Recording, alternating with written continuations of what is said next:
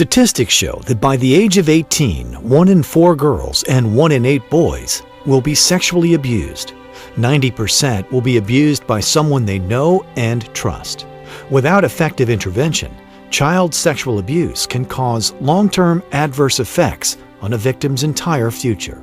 One of the other things I think that people don't realize is that child sex abuse not only affects the child, but entire families. This occurs among people who are known in families, divides families. We know that child sex abuse can have long-term effects, that maybe the child gets better now, but 10 years from now, sees a movie, has a first boyfriend, and these issues reemerge, and the importance of recognizing that victims may have to go back for short-term therapy throughout their life. Not that they're damaged, but rather to help them cope with what has happened to them in the past.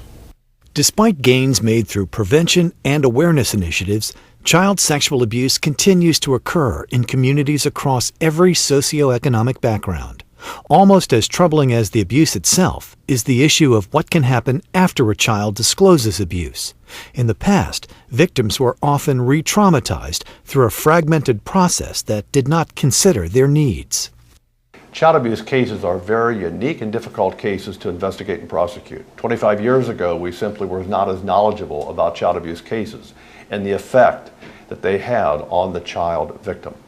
We didn't realize how multiple interviews impacted the child. We didn't realize how the untrained professionals dealing with these children could impact the child. And basically what happened in many cases is these children were being re-victimized by the justice system. Other results too. Certainly, in some cases, the cases suffered and the abuser was not held accountable.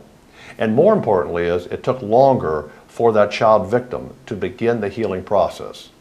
We've eliminated a lot of this. We've eliminated this through what we call the MDT, the model that's been really accepted worldwide through our children's advocacy centers and through the National Children's Alliance.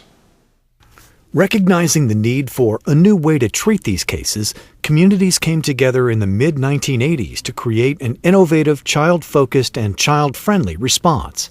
This multidisciplinary team approach to treating child abuse serves as the model for the now 700 centers that exist across the country.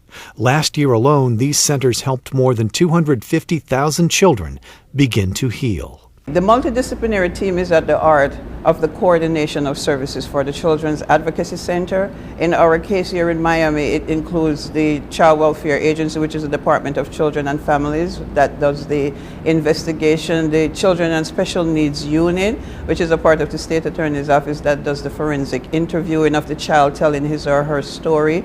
We have the mental health portion, which is and the case coordination, case management, which is Christie House, making sure that the mental health needs of the child and family are met. We have the law enforcement, which is responsible for the prosecution of the perpetrator. We have Rape Treatment Center and the Child Protection Team, which is responsible for the mental health component, and Christie House, which is responsible for the therapeutic and case management, case coordination services. All these agencies come together to work to make sure that the children are safe and that their needs are being met. By utilizing a coordinated and comprehensive approach, children's advocacy centers support children and their families as they cope with the trauma of sexual abuse by helping them understand the system and make the most of needed resources and services. The Children's Advocacy Center brought my family and I a renewed sense of peace and hope when we walked in that day.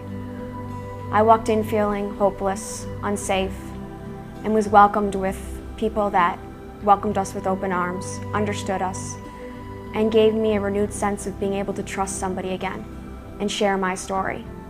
They gave my family and I a place to share our story and begin the healing process. The benefits of children's advocacy centers are numerous, both to the victim and their families and the community as a whole. When there's a children's advocacy center in a community, that community can be absolutely certain that abused children are not falling through the cracks in the system and that the multidisciplinary professionals that work with them are collaborating and cooperating to their benefit, and that the interventions that they're receiving are proven and effective. The efforts of children's advocacy centers are proving that with proper intervention, management, and care, victims of abuse can not only heal, but thrive. There is a sense of safety and security for the child. There is a seamless transition from one program, one agency to the next. So wherever the child is within that part of the team, there is a sense of respect, there's a sense of trust, there's a sense of security, and there's a sense of safety. So the team comes together to make sure that that child need and the family needs are being met in a safe, secure environment. The CAC was the foundation of my healing that allowed me to understand that there are people out there that understand and care for you. There are people that will help you begin to heal your life and the tools to move forward and work through the flashbacks, the nightmares that nagged and haunted me daily, and begin to take back your life. And they allowed me to understand that I had nothing to be ashamed of, nothing to blame myself for. Something that once consumed me freed me of that and gave me this renewed sense of hope and peace for my future, and no longer holding on to a past that was constantly haunting me. And without the Children's Advocacy Center, I feel I would not be the person I am today. And while countless children have been helped by children's advocacy centers, there are still more than 1,000 communities across the nation that lack access to these vital services. The National Children's Alliance was founded to not only support existing children's advocacy centers, but help promote and establish new centers. The mission of National Children's Alliance is to empower local communities to respond to child victims. And we do that in several ways. One is by funding them to ensure their sustainability. We want to know that those high quality services and important services are going on year after year. Secondly, we accredit them. And that's important because we want to know that children are receiving the highest quality services and getting on the path to hope and healing quickly.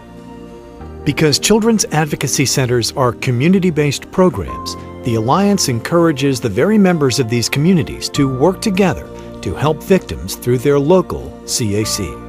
The first and most important thing that they can do is to break the silence around child abuse, to educate themselves and others about what can be done to help child abuse victims.